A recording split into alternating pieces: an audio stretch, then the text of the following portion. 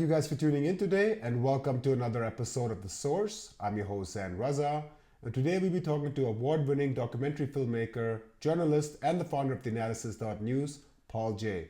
Paul, welcome back to the show. Thanks very much, Zane. Let us begin this segment with Ukraine. When the war started, the initial goals of Russia was denazification and demilitarization of Ukraine so that it poses no existential threat to the state of Russia. What do you think about this justification? Are you convinced? And let's just start with there. Okay, well, let me just say clearly, I think the objective of denazification was nonsense. If you want to denazify, start with your own country. There's lots of Nazis and racists and Russian horrible nationalists, including the Russian Orthodox Church, even the Russian Communist Party, and of course, Putin's party. There was no existential threat to Russia. The whole thing was a concoction. Ukraine was never going to be a member of NATO. It was very clear there was no consensus in NATO to allow it into NATO. There's already Estonia, which is on Russia's border, which is a member of NATO. So if being in NATO makes a country an existential threat, then there already is one. There was no one about to invade Russia. The fundamental principle is you do not have a right to invade another country unless you are under imminent threat, and your invasion will prevent the imminent threat. There was no imminent threat to Russia, period. That's international law. And if it is an invasion that isn't based on imminent threat, then it's a war of aggression, which is by the Nuremberg trials and international law considered one of the highest crime a state can commit. It's why states always concoct threats, as the United States did in Iraq. You know, they concocted weapons of mass destruction to create an argument about imminent threat, even though everyone on earth knew it was bullshit. Every state, including Hitler created excuses for invasions. Nobody invades without an excuse. There was no existential threat. If anything, the invasion of Ukraine has created a threat. If the objective was, to stop NATO, the invasion simply strengthened NATO. It's added Finland and another long border with Russia. So instead of now having just Estonia and now they've got Finland's going to be NATO with an enormous border with Russia. So it's a ridiculous notion that this was a war of self-defense. But let's step back a bit. Let me just play devil's advocate on the denazification part before we take a step back. And we do know that Congress, U.S. Congress passed a law which listed the Azov battalion, and thousands of soldiers or armed personnel were part of the Azov battalion, which is part of the Ukraine Armed Forces. And the law that they passed was basically ban any arms sales to them. And we do know that Stefan Bandera, there's a lot of people that joined around him. So how can you not see that Ukraine had a Nazi problem, especially also given... I never said that. Okay, let me rephrase that. How could you not see that the Russian justification had some premise at least to address that? They have no right to go denazify anybody. They only have a right to defend if they are under imminent threat. Full stop. Of course, there's a significant Nazi presence in the Ukraine, and the Ukrainian oligarchy are rotten to the core. The only issue with the Ukrainian oligarchy is some of them want to be pro-West. Some of the Ukrainian oligarchy, although they're greatly weakened, wanted to be part of the Russian sphere. They're corrupt from beginning to end. But so is the Russian oligarchy. So is the American oligarchy. So is the Canadian oligarchy. We're dealing with a system of global capitalism, a system of global imperialism. It has many faces. The most dominant face, without any question, is the American face and its allies. No form of imperialism has more blood on its hands than the Americans do. But look at the situation in the lead up to World War II. Up until the late 30s, right up until the beginning of, Hitler's invasions, in Poland and such, the greatest war criminal on the planet was not Hitler. It was the British Empire. No one on earth, I think, maybe ever, has killed as many people as the British Empire. I know one Indian historian estimated over, the 300 plus years of the British Empire, they may have killed directly or indirectly, indirectly meaning deliberately created famines, maybe 1.5 billion people. Hitler's worst crimes don't rise to the level of the British Empire. But does that mean the people of the world didn't need to fight against Hitler? Because the Hitler form of imperialism at that time of history was the greatest danger, certainly to the European peoples, to the Soviets, to the British, because the issue is the peoples. The elites are the ones responsible for the British Empire. The elites are the ones responsible for they're the ones that benefit from global imperialism. There's no good guys in the Ukrainian conflict except for one, and that's the Ukrainian people who have been invaded and are getting killed in their hundreds of thousands. Other victims include Russian soldiers who are being marched to war to benefit the Russian oligarchy, not the Russian people. The Russian people don't gain anything out of this war. So I just want to say, just to really drive home this point, our enemy is global imperialism, global capitalism, but at different points of time. One is more aggressive, and we do need to stand up for international law, even though, of course, there's no one on earth that can make the Americans come under international law, but at least there's some pretense. But if we as progressives don't fight against wars of aggression, no matter who it is, then who the hell is going to stand up for any kind of principles? I wanted to touch upon the second point about demilitarization.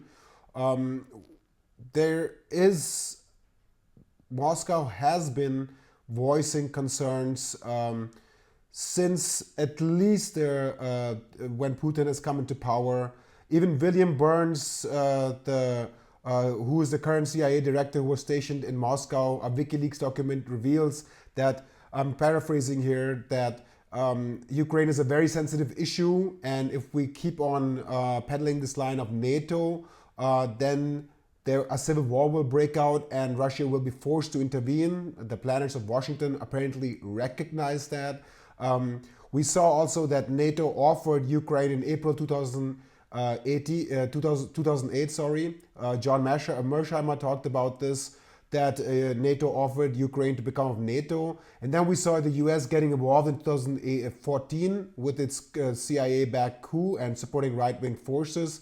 And then we're even as late as of December 2021, Russia was asking for reassurances about Biden rejecting NATO, but no response was given by Washington. At what point does it become justifiable that poking NATO in your nose, and we know NATO's not had a defensive history. It's been, if anything, according to Noam Chomsky, an offensive force led by a rogue state in the United States. Don't you think there's any sort of justification or any sort of legitimization when Ukraine openly invites NATO and asks it to station its military equipment and starts to become part of that alliance? Don't you think it poses any sort of existential threat to the Russians? No, none. There's not a single piece of evidence of it. As I said, there's already NATO states on the border of Russia. NATO has no plans to invade Russia. There's no imminent threat to Russia. Most of the arming of Ukraine prior to the Russian invasion was domestic Ukrainian produced arms. The big shipments of US arms didn't come until just before and mostly after the Russian invasion. Ukraine was one of the largest arms exporters in the world. They were in the top 10, 9 or 10 of the biggest arms exporters up until about 2018. After 2018, they dropped out of the top 10. Why? Because they were building arms for their own army. They were doing domestic military production. They have a right to do that. They were not going to invade Russia. They have a right to build up their arms. I hate the Ukrainian oligarchy every bit as much as I hate the Russian oligarchy and all the other oligarchies, including the Canadian, where I happen to be right now. They're all part of the same global monopoly capitalist imperialist system. They all rotten to the core, and none of them care how many tens of thousands or hundreds of thousands of people die. Yes, the Americans tried to provoke this, no doubt. Even entertaining the idea of Ukraine in NATO, when they knew it couldn't be done, when the Americans knew that there was no way they would get consensus to have Ukraine in NATO, they kept talking about it anyway. Same thing goes for the Ukrainian oligarchy. There were Ukrainians prior to the invasion screaming at Zelensky, take NATO off the table, declare the obvious, withdraw any application to NATO. And he wouldn't do it. Why? Because he represents sections of the Ukrainian oligarchy that knew they're going to make money out of all this arms coming into Ukraine. Zelensky could have maybe, I can't guarantee this because it's not the only factor, but if Zelensky had simply declared Ukraine will never join NATO, it at least in terms of Russian public opinion would have made a big difference. Now, I don't know, I don't even think that's why Putin invaded. I don't think there's any real threat from NATO. I think it's more a propaganda exercise, but it's an important piece of the Russian nationalist narrative domestically that NATO's a threat. The same way for the Americans. For decades and decades, the Americans were talking about the Soviet threat. They're going to come bomb us. The Russians are coming. It was all bullshit. The Soviets were never a threat to the United States, not for a single day. But it was a critical piece of American nationalist narrative. The same way it is in Russia. How does Putin justify, outside of the major cities of Russia, poverty is terrible. Education, healthcare, everything is terrible. It's at the worst standards. Now, Moscow itself is I think one of the third or fourth wealthiest city in the world, but not in the countryside. So how do you justify such a massive military industrial complex in Russia without a serious external threat? And of course, the same game is played by the Americans. Russia is no threat to NATO countries. It's no threat to Western Europe. It's total nonsense that Russia forms some kind of existential enemy, but it justifies, even a more massive military expenditure by the Americans. It's a morbid dance of death. Both powers have military industrial complexes. Both profit from all this. Of course, stepping back a bit, yes, the Americans want to be the global hegemon. And that means you got to be the hegemon in every region. You can't be, a global hegemon in the abstract. You got to be a hegemon in Europe. You got to be a hegemon in Asia. You got to be a hegemon everywhere, or you ain't the global hegemon. So why didn't the real question comes down to why didn't they allow, after the fall of the Soviet Union, why didn't they seriously incorporate Russia into Western capitalism? Some attempts, some moves, but two things. One, they couldn't seize the Russian banking system. The Russian oligarchs, who a lot came out of the Russian Communist Party, they grabbed the assets, and the Americans couldn't just come and scoop everything for themselves. Second thing, once you have an independent, rising capitalist Russia, If it was in Europe, because of the size of the population, the education, the history of a sophisticated manufacturing and military productive base, Russia in a Europe would contend with Germany for what would be the leading power of Europe. And imagine if there'd been a German-Russian alliance of some kind within that Europe, where would the Americans be? So of course, from very early on, because they want to be the global imperialism, the global hegemon, they did everything they could to make sure Russia didn't integrate into Europe, certainly not into NATO, even though there was even talk about that, although it's so ridiculous. What the hell's the point of NATO with a Russia in it? Although let's put that aside because your reference to Chomsky is correct. I don't know if I would call NATO so much an aggressive alliance as it is an alliance to maintain the American hegemony in Europe and suppress socialism. That's maybe even the most important part. The history of NATO and the American coordination in Western Europe is to make sure that post-war Europe, the socialist and communist parties didn't come to power because there was enormous enthusiasm for socialism in Europe after World War II. And, they support the dictators in Greece and they support Franco in Spain. I mean, all this bullshit of NATO as a defense of democracy, it's quite the opposite. NATO was a defense of various forms of fascism in Europe. And the NATO alliance now is, perhaps its most important part is to make sure Europe stays within the Western American sphere of arms sales. And that's what is the Ukraine war really about? Let's jump to that now. One, keep Russia weak so it can't contend in Europe. Two, keep Ukraine within a Western sphere of capitalism rather than a Russian sphere of capitalism. That's the fight. And Russia has no right to invade Ukraine, to keep Ukraine in a Russian sphere of capitalism any more than America has, or the United States has a right to invade somewhere, which they do all the time, of course. But the bottom line here is the Ukrainian people are getting slaughtered. And we should defend their right to defend themselves.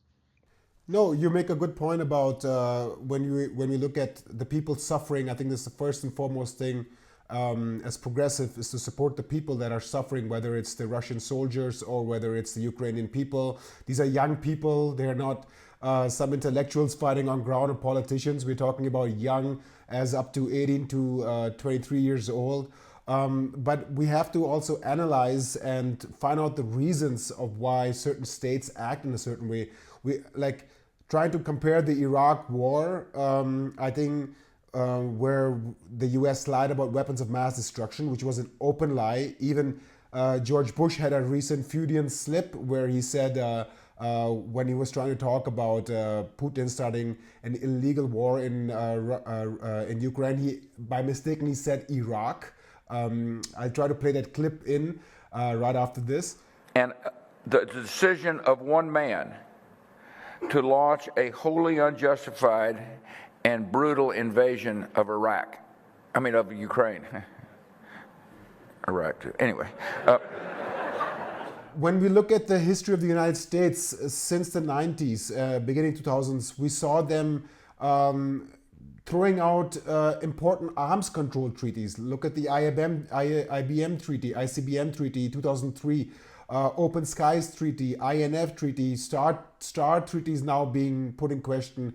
And one has to ask themselves is if it locates itself in Ukraine, then throwing out all these treaties, it gives Ukraine and NATO military advantage. For example, missiles can be... No, that's nonsense. You can throw a missile from Poland just as easily as Ukraine. Makes no difference. But, Ukraine... Daniel Ellsberg, who's a real expert on these issues, he says it's complete nonsense that there's some strategic advantage of being in Ukraine versus Estonia, which is closer to Moscow. or Poland, or, if you're going to, there's no attack coming on Russia anyway. The whole thing's nonsense. You think they're going to start a nuclear war? No, I think I don't think it was about attacking Russia from there, but I think it was expanding even further despite all the promises made. Like at some point, for example, you and I know what happened in the Cuban Missile Crisis when Russia was even thinking about stationing there. I mean, obviously, Cuba was not going to invade the United States. We both know that. But it was from the perspective of the planners of Washington, it was just to have that as leverage in diplomatic talks on the international level. It was something that the US couldn't fathom. And so, what my point. Well, actually, watch my interview with Ellsberg on this point. We'll link that in the thing. But from my point is just having that perception or having that thing is what Russian elites probably got scared of. Is like, this is the limit to where you encroach into our hemisphere. And therefore, we need to now intervene. I'm not trying to justify them.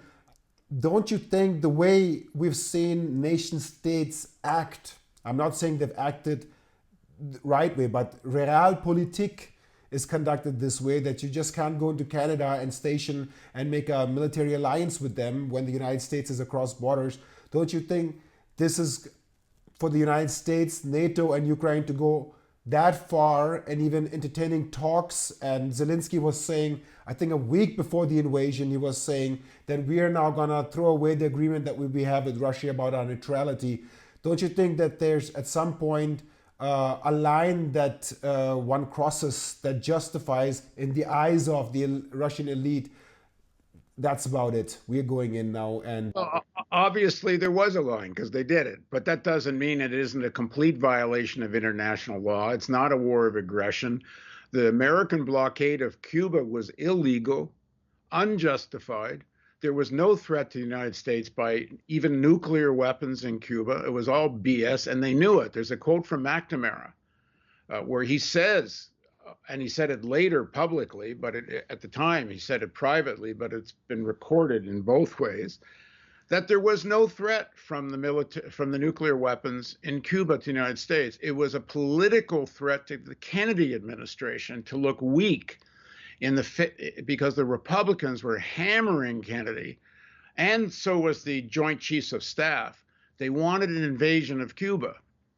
And they were furious that Kennedy wasn't, quote unquote, standing up to the Russians enough. And the Kennedys certainly played with the idea of invading Cuba and had full-scale plans for the invasion of Cuba. But there was no military strategic threat from Cuba to the United States. Why? Because nothing changed. There were already Russian submarines that had nuclear weapons, that could have taken out Washington, New York, anytime they wanted to. Having these weapons in Cuba changed nothing. So, as McNamara says, this isn't a strategic military threat to the United States. This is a political threat to the Kennedy administration, meaning a domestic political problem. And the blockade was to deal with that. In other words, to avoid the look of humiliation, I'm quoting Ellsberg now, for Kennedy not to look humiliated because these things went into Cuba even after Khrushchev said he wasn't going to, they were willing to risk nuclear war with the blockade. It's beyond insanity.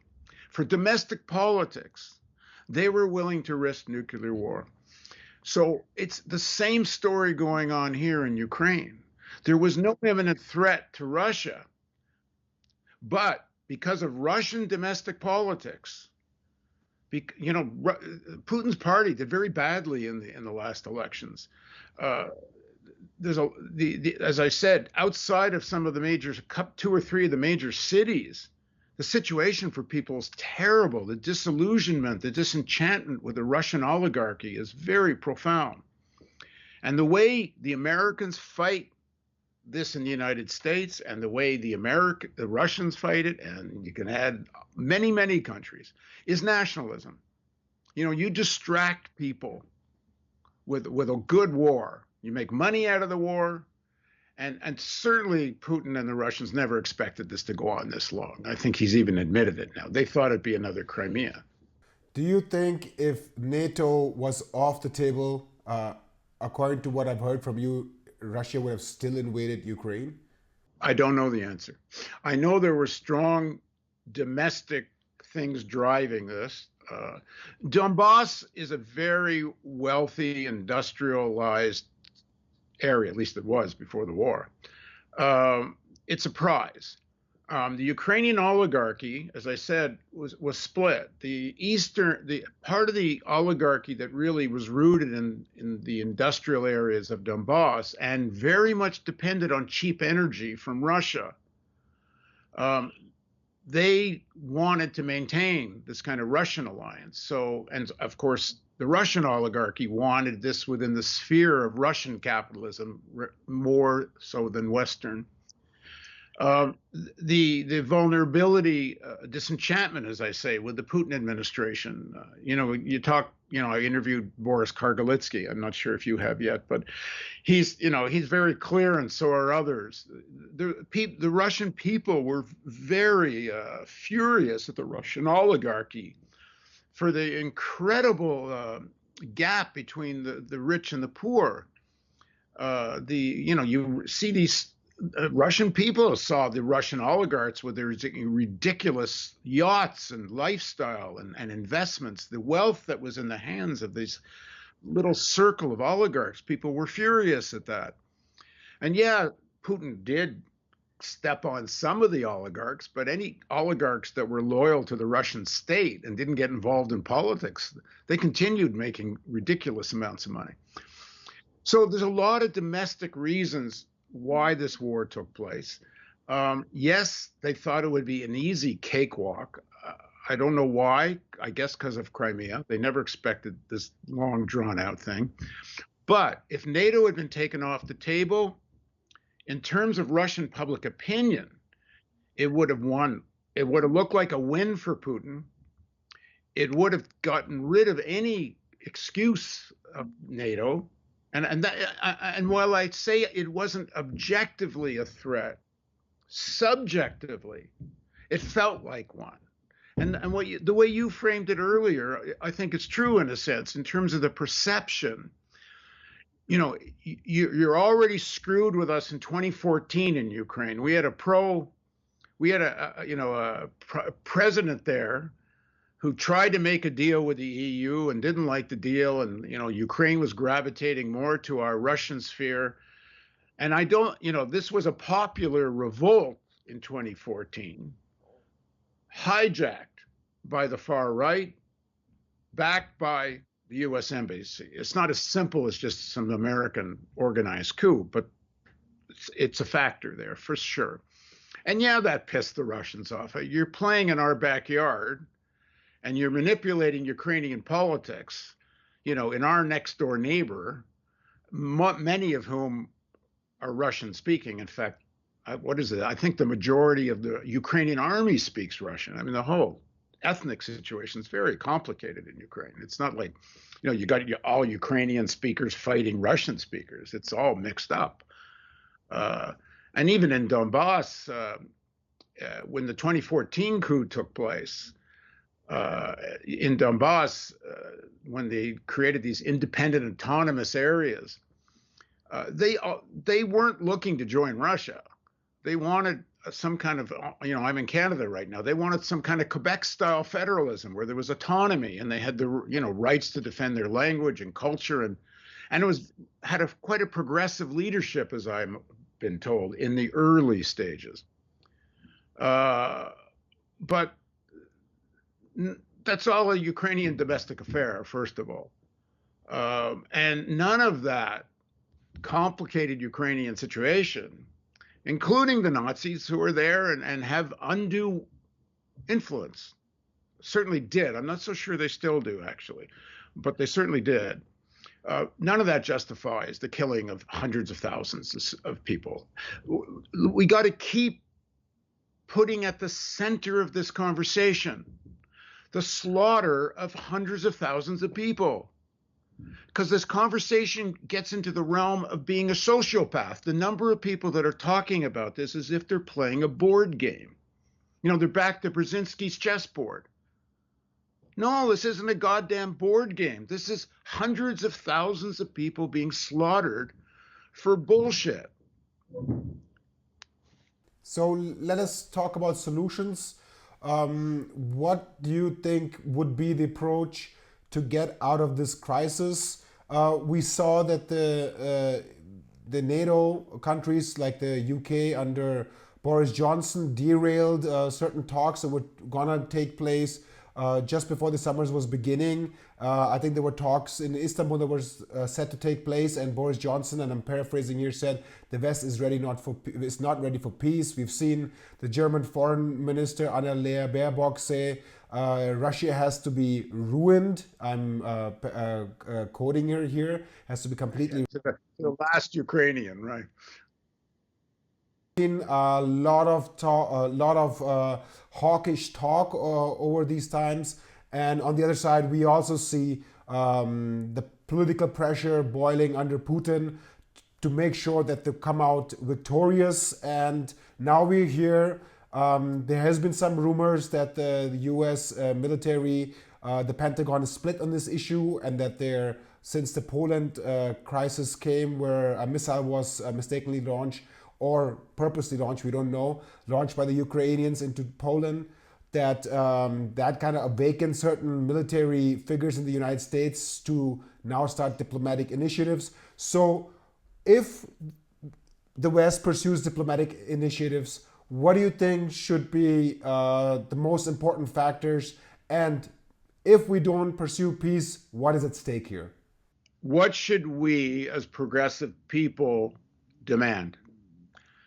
Because, first of all, we barely get listened to by the people that actually have power. The level of the mass movement in all of our countries is rather low in every respect. It's a whole nother conversation why, but it is. We need a broad international mass anti-war movement. We need a movement against nuclear weapons to mitigate and reduce the threat of nuclear war, which is the number one point of analysis here. How do we avoid nuclear war? We need to start from there. Second point of analysis, how do we get to some effective policy on the climate crisis? Then you start looking at everything else. So I say, when I've interviewed and I talk to Ukrainian friends and I interview Ukrainian left who are as nationalist and furious with the Russians as almost anybody in Ukraine, who some of the leftists are even talking about the necessity of liberating even Crimea, which to me is nuts, but anyway, even that. And I've said to them, I'm worried about nuclear war because there won't be a Ukraine if there's nuclear war. I'm worried about the climate crisis because there won't be a Ukraine if there won't be an anybody. We're looking at the end of organized human society, and we've got maybe a decade or less not to cross the 1.5 degree mark, which is kind of already, I shouldn't even say that because the way life is going, we are crossing 1.5. We are getting to 2. Are we going to do anything serious, transformative, so we don't head to 3 and 4? Because imagine by 2050, 2060, if we're already into 3 and 4 degree warming, say 3, even say 2 plus, most of the southern hemisphere becomes unlivable. So where are those tens, hundreds of millions of people going? North. And what are you Europeans? What are us North Americans? What are we going to do when hundreds of millions of people are heading north and they have no choice but to fight for their survival? We're not even talking about that. And I'm talking, so when I say to Ukrainians, yes, you damn well better make a deal, Because even if it offends your national identity, your national sovereignty, yeah, maybe it looks like you're having some gains on the, on the field of battle. One, the sacrifices you're making are for what? And I said this to one of them directly in an interview. Let's say you liberate Donbass. Let's say. For what?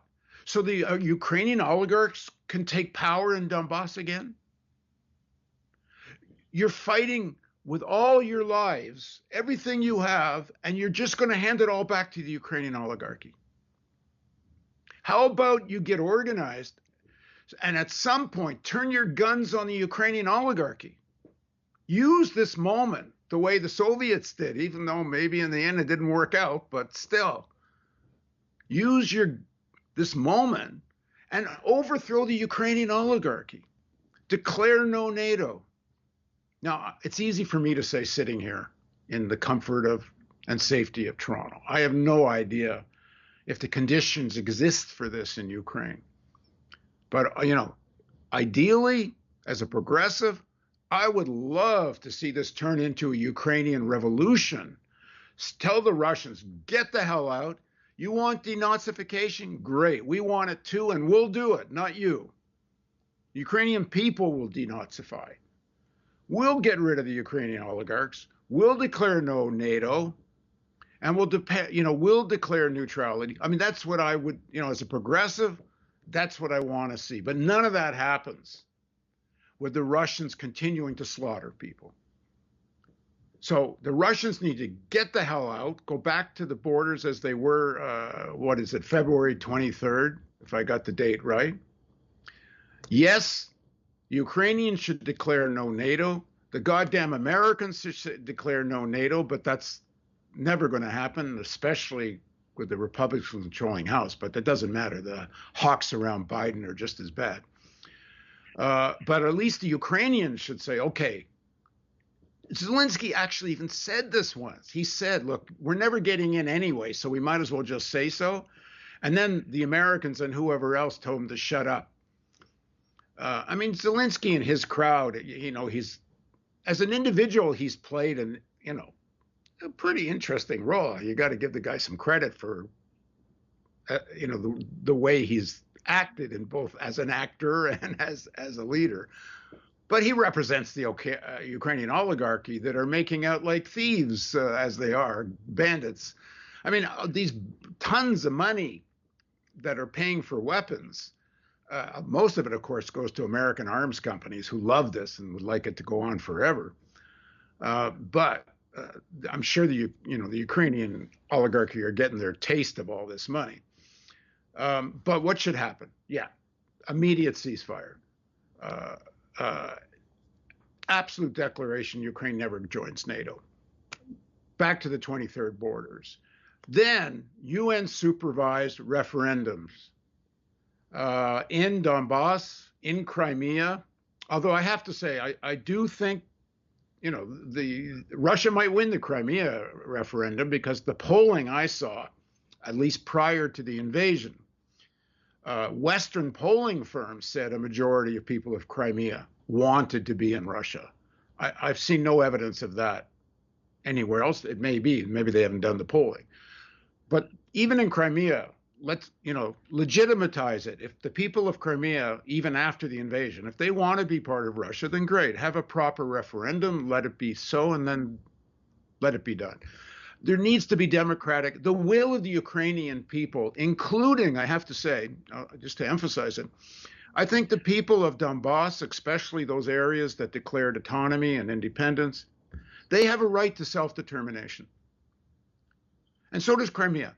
It has a right to self-determination, which the Ukrainian state must recognize, but there needs to be a referendum how they want to exercise that. Like in Canada, Quebec has a right to self-determination. It's even the Canadian Supreme Court recognized it. And there's at least 3 referendums that were very close, but they decided to stay in Canada with very specific rights. So whatever the people want in that region should have. And then Putin better deal with his own domestic problems. Now, here's the grave danger. The grave danger is that the hawks in the American foreign policy elite in both parties, they, as I said earlier, they do not want Russia to take up its place as a powerful capitalist entity in Europe and towards Asia. And they see there may be a possibility here, not just of some kind of defeat in Ukraine, but a fracturing of the whole Russian state. You know, it's called the Russian Federation. Well, in that federation are many ethnicities, many languages, many places that might want independence from Moscow. And many of these areas are doing terribly within the Russian Federation. You know, Siberia, the poverty in Siberia apparently is terrible. And the climate crisis is hitting Siberia in serious ways. Methane is leaking from the ground as the permafrost thaws. Pipelines are starting to crack. I mean, there's a lot of very serious problems. And the Americans, some of these hawks see this. Oh, let's take advantage of this. Maybe we can break this whole bloody Russian Federation up. And that's where you really start looking at the possibility of nuclear war. Because if Putin's government, if the Russian state, which does seem very centralized around Putin, according to everyone I talk to, if they start seeing the Americans really fishing in domestic Russian troubled waters and really trying to encourage a breakup of the Russian Federation, that starts becoming an existential threat to the Russian state itself. And that is where even the Chinese have said, you better be careful what you wish for. Because if the Russian state, Putin, starts seeing their own existence, meaning their own lives at threat, because, you know, if the Russian Federation looks like it's starting to come apart, then Putin's life might be on the line. And then two, and I read this was a very interesting quote from a Chinese publication, Global Times, and a commentary one of their chief people wrote. They said, if the Russian people start to see that their own country might be starting to come apart, they may see the Ukraine war as a great patriotic war, as was the last World War II, that this no longer becomes, quote unquote, Putin's special military operation. It now becomes a threat to the whole Russian society. Then Putin might actually have a full-scale Russian support for a massive, much more massive involvement in Ukraine. And that's where I don't think deliberate use of nuclear weapons happens. But the tension gets so high that missile that landed in Poland, it turned out to be Ukrainian. But what happens the next time some missile goes astray and is on its way into the Russian Federation, and they don't know what kind of missile it is? Let's close this segment here and talk about other issues such as Iran, the case of Julian Assange in another segment. Thank you so much for your time in this segment. Okay, thanks for inviting me. And thank you guys for tuning in today. Don't forget to subscribe to our YouTube, Rumble, and Telegram channels so you can watch part 2 of our discussion with Paul J. And also, don't forget to take part in our current crowdfunding campaign. We need your support in order to continue for 2023. I'm your host, Zan Raza. See you guys next time. These are the building blocks that make up our organization and the goals we would like to achieve.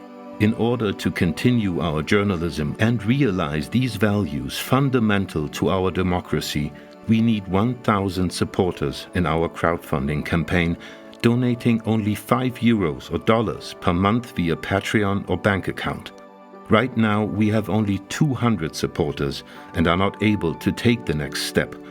Our future is in your hands.